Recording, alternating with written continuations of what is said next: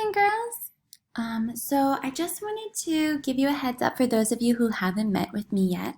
We're just going to be going through your writing, your best piece of writing. And so whether I'm meeting with you today or not, we are going to be focusing on elaboration and craft.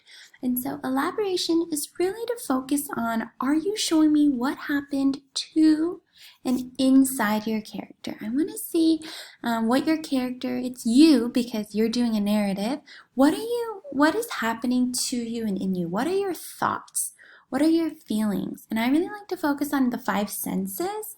Touch, taste, feel, smell, sight, and really helping me to envision myself in your shoes. With elaboration, craft. Did you tell your story not only in a way that helps me picture what's happening, but also bring it to life?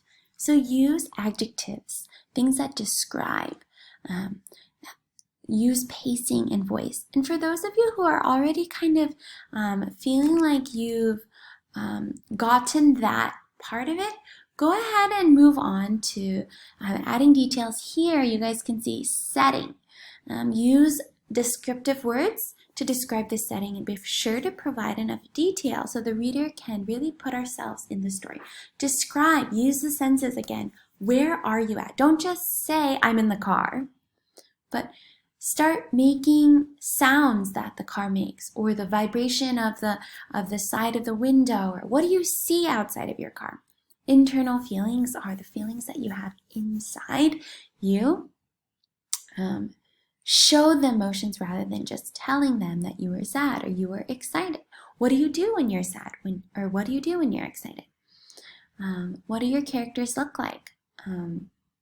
That may not be the highest priority for some of your stories, but some of your stories, it is about maybe observing what your grandfather looks like or what you were looking like that day.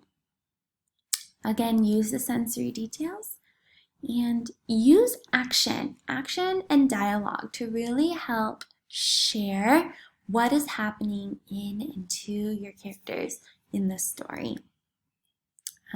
Just like we did in Karen Hess's book, when Mama asks, is there thunder? Asking those words, how people talk, by breathing, murmur, whisper. Using descriptive details and telling the story bit by bit. So make sure you guys are doing what you can to add details into your writing. And I can't wait to meet with you guys and see your writing. Okay, have a great day of writing.